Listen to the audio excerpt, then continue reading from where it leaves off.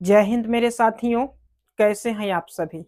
उम्मीद करते हैं अच्छा होंगे, मस्त होंगे, स्वस्थ होंगे और अपनी पढ़ाई में लगे होंगे। तो चलिए इस वीडियो में हम बात करते हैं मगध साम्राज्य के मौर्य वंश के बारे में। मैं आप लोग को बता दूं कि इससे पहले मैंने पिछला वीडियो में ये स्पष्ट कर दिया था कि मगध पर नंद वंश का शासक था और नंद वंश का अंतिम शासक घनानंद था। घनानंद के कार्यकाल में ही सिकंदर आक्रमण करने के लिए मगध पर आ रहा था, लेकिन ब्यास नदी में फैले अफवाह के कारण सिकंदर मगध पर आक्रमण नहीं कर पाया और घनानंद अपने दरबार में चाणक्य का अपमान किया था। तो चाणक्य ने प्रतिज्ञा लिया था कि जब तक मैं अभिमानी राजा घनानंद को उसके सिंहासन से उतार कर नीचे न फेंक दूं, तब तक मैं चैन से नहीं जीऊंगा। तो अब घनानंद का अंत समय आ गया है और चाणक्य अपने अपमान का बदला भी अब लेंगे, क्योंकि उसने चंद्रगुप्त मौर्य को तैयार किया है। तो दोस्तों, चंद्रगुप्त मौर्य घनानंद को मार करके मगध पर मौर्य वंश की स्थापना करता है। आइए मैं आप लोग को ये बातें समझाता हूं। दोस्तों, चंद्रगुप्त मौर्य जो मगध पर मौर्य वंश की स्थापना करता है, और चंद्रगुप्त मौर्य का जन्म 340 बीसी में होता है और इसने 322 बीसी में अपने गुरु चाणक्य की सहायता से घनानंद को मारकर मगध पर मौर्य वंश की स्थापना करता है। चंद्रगुप्त मौर्य अपने साम्राज्य का विस्तार पूरे भारत देश में किया। चंद्रगुप्त मौर्य का साम्राज्य भारत में उत्तर में जम्मू कश्मीर से लेकर के दक्षिण में कर्नाटक तक तथा पश्चिम में ईरान से लेकर के पूरब में बंगाल तक फैला हुआ था। और इसका साम्राज्य इतना बड़ा था कि जो भी आसपास के छोटे राजा थे वो चंद्रगुप्त मौर्य की ही गुण गाते थे। पहले मैं आप लोग को ये बातें लिख देता हूं ताकि आप लोग समझ जाएं। दोस्तों, सबसे पहले चंद्रगुप्त मौर्य का जन्म चंद्रगुप्त मौर्य का जन्म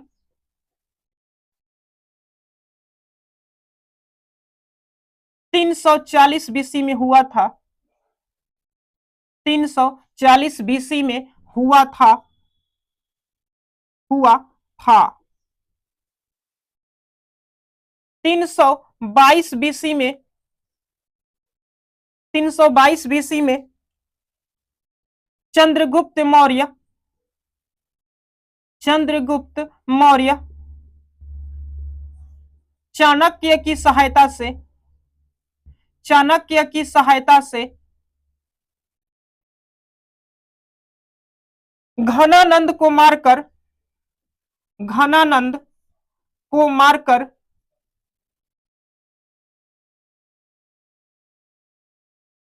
मगध में मौर्य वंश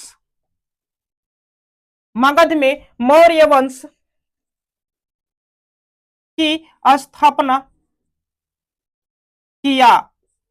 मगध में मौर्य वंश की स्थापना किया। जैसा कि आपने जाना कि नंद वंश का अंतिम शासक घनानंद था और उसको मारकर चंद्रगुप्त मौर्य मगध में मौर्य वंश की स्थापना करता है।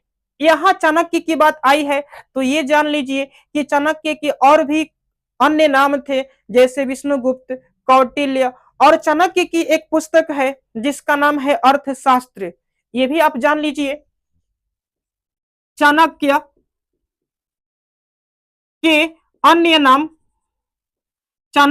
अन्य नाम विष्णुगुप्त चाणक्य के अन्य नाम विष्णुगुप्त और कौटिल्य था।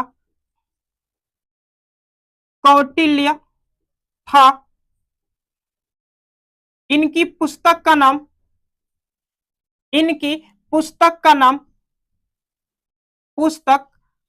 नाम अर्थशास्त्र है। इनकी पुस्तक का नाम अर्थशास्त्र है। इसके साथ चंद्रगुप्त मौर्य ने इनको अपना प्रधानमंत्री भी बनाया था, ये भी जान लीजिए। चंद्रगुप्त मौर्य, चंद्रगुप्त मौर्य के दरबार में, चंद्रगुप्त मौर्य के दरबार में चाणक्य प्रधानमंत्री थे, प्रधानमंत्री थे। अब दोस्तों आप ये जान लीजिए कि चंद्रगुप्त मौर्य संपूर्ण भारत में अपना साम्राज्य का विस्तार किया। इसका साम्राज्य उत्तर में जम्मू कश्मीर से लेकर के दक्षिण में कर्नाटक तक और पश्चिम में ईरान से लेकर के पूर्व में बंगाल तक फैला हुआ था। यह भी जान लीजिए। चंद्रगुप्त मौर्य, चंद्रगुप्त मौर्य संपूर्ण भारत में, संपूर्ण भारत में अपना साम्राज्य का विस्तार किया, अपना साम्राज्य का विस्तार किया, विस्तार किया। इसका साम्राज्य, इसका साम्राज्य पश्चिम में ईरान से लेकर, पश्चिम में ईरान से लेकर पूरब में बंगाल तक, पश्चिम में ईरान से लेकर पूरब में बंगाल तक, बंगाल तक तथा उत्तर में जम्मू कश्मीर से लेकर, उत्तर में जम्मू कश्मीर से लेकर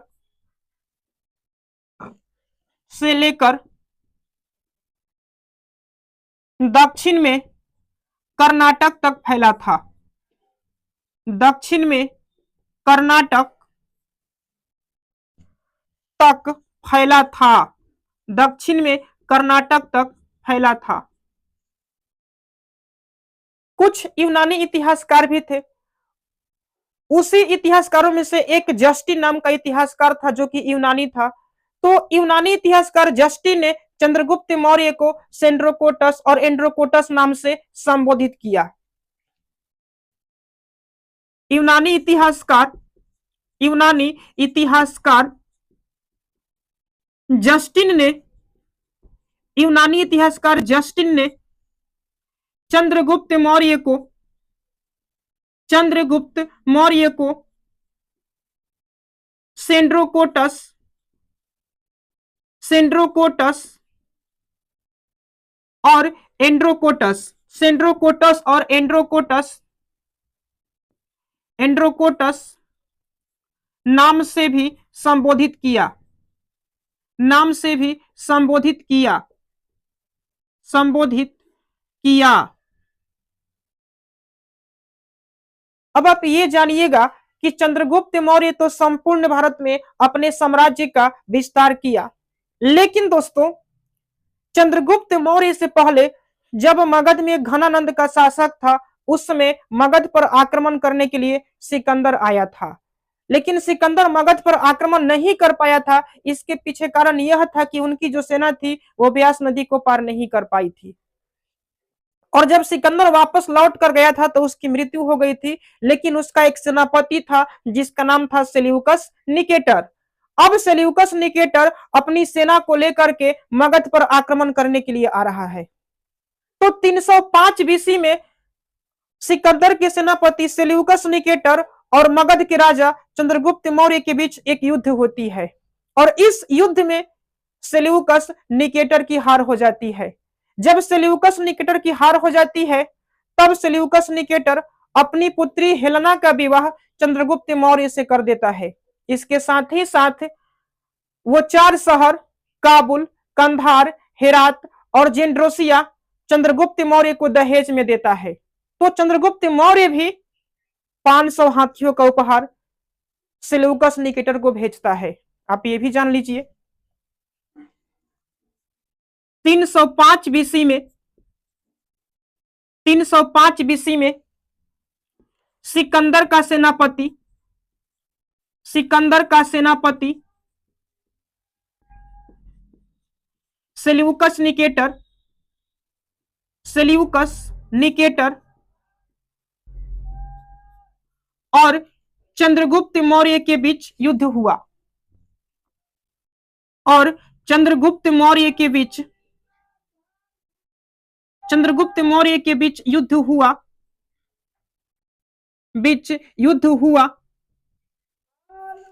जिसमें सेल्यूकस निकेटर की हार हो गई। सेल्यूकस निकेटर की हार हो गई। सेल्यूकस निकेटर की हार हो गई। इस युद्ध के बाद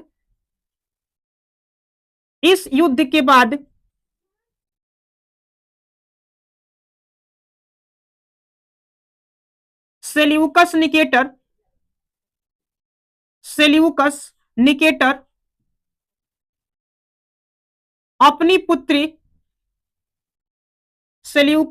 अपनी पुत्री हेलेना का विवाह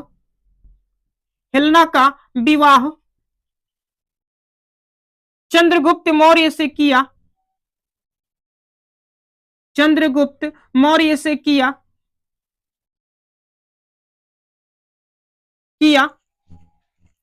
तथा काबुल, कंधार, हेरात और जेंड्रोसिया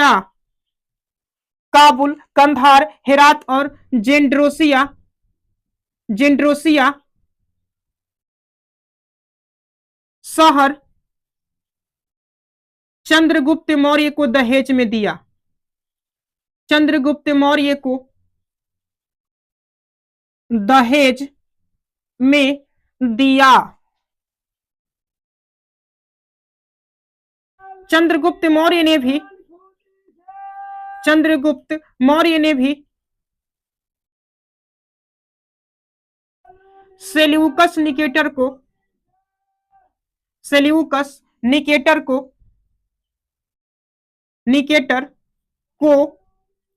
500 हाथियों का उपहार भेजा। उम्मीद करते हैं इतनी बात आप समझ गए होंगे। अब दोस्तों, जब सेल्यूकस निकेटर अपनी पुत्री हेलेना का विवाह चंद्रगुप्त मौर्य से कर दिया, तब चंद्रगुप्त मौर्य के दरबार में अपना एक राजदूत भेजा जिसका नाम था मेगास्थनीज। तो क्वेश्चन आता है कि मेगास्थनीज किसके दरबार में आया था? तो वह चंद्रगुप्त मौर्य के दरबार में आया था। उसको किसने भेजा था? तो सेल्यूकस निकेटर ने भेजा था, जो कि यूनान का रहने वाला था।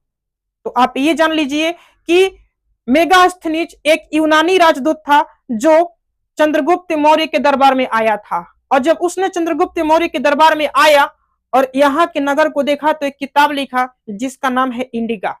उसने इंडिका में चंद्रगुप्त मौर्य के प्रशासन और यहाँ के प्रशासन तो लिखा ही लिखा, यहाँ के जो निर्माण कला की शैली है उसने वो भी जिक्र किया इंडिका नामक पुस्तक में।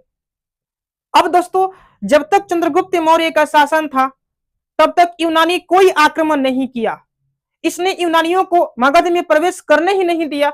इसलिए चंद्रगुप्त मौर्य को भारत का मुक्तिदाता भी कहा जाता है। आपसे प्रश्न पूछेगा कि भारत का मुक्तिदाता किसे कहा जाता है, तो आपका उत्तर होगा चंद्रगुप्त मौर्य। अब दोस्तों, चंद्रगुप्त मौर्य भद्रबाहु की सहायता से जैन धर्म की दीक्षा लिया और अपना जीवन का अंतिम समय श्रवणबेलगोला की पहाड़ियों में बिताया और वहीं पर इसने संलेखना विधि से अपनी प्राण भी त्याग दिया। अब आप पूछेंगे संलेखना विधि क्या होती है? दोस्तों, उपवास रह करके अपनी प्राण को त्याग देना ही संलेखना विधि कहलाती है। तो इसी विधि से चंद्रगुप्त मौर्य ने भी अपने प्राण को त्याग दिया। ये बातें भी मैं आप लोग को लिख देता हूं। चंद्रगुप्त मौर्य के दरबार में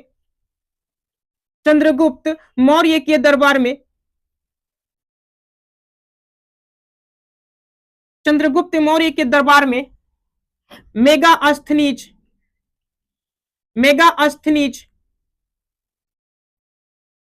एक यूनानी राजदूत आया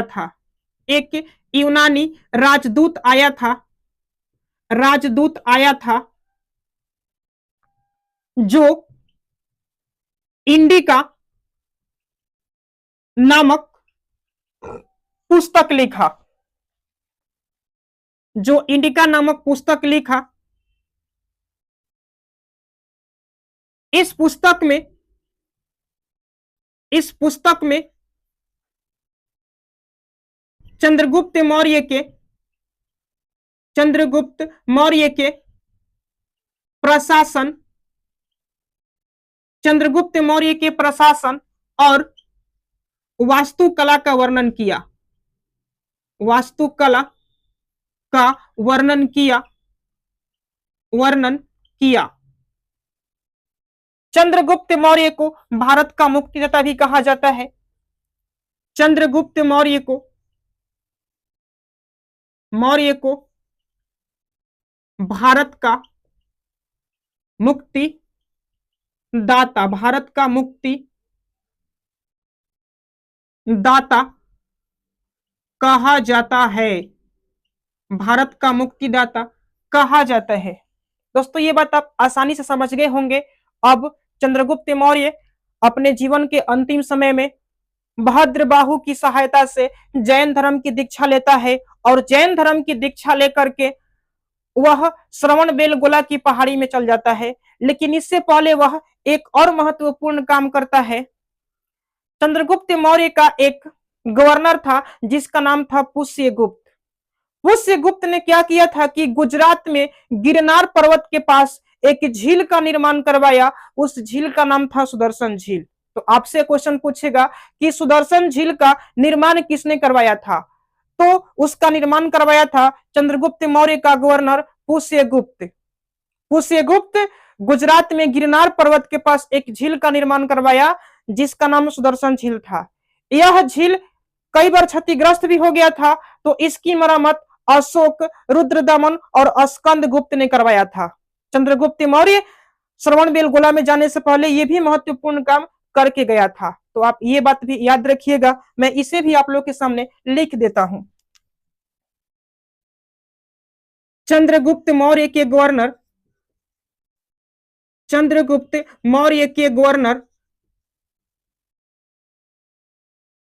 पुष्यगुप्त ने गुजरात में गिरनार पर्वत के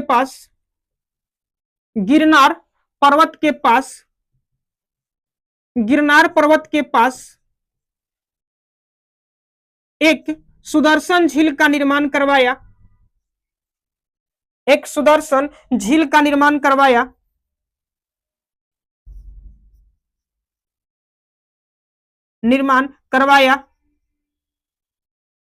तथा बाद में इसकी मरम्मत अशोक, रुद्रदामन और स्कंदगुप्त ने करवाया था। स्कंदगुप्त ने करवाया था। दोस्तों ये काम करने के बाद ही चंद्रगुप्त मौर्य जैन गुरु भद्रबाहु की सहायता से जैन धर्म की दीक्षा लिया और वह श्रवणबेलगोला की पहाड़ी में चला गया। और वहीं पर 298 बीसी में संलेखना विधि से यानी कि उपवास के विधि से चंद्रगुप्त मौर्य अपनी प्राण को त्याग देता है। मैं उम्मीद करता हूं कि आप चंद्रगुप्त मौर्य के बारे में समझ गए होंगे और किसी भी एग्जाम के लिए इससे बाहर कोई भी क्वेश्चन नहीं जाएगा। आपको ये वीडियो कैसे लगी आप कमेंट करके जरूर बताइएगा। तब तक के लिए धन्यवाद।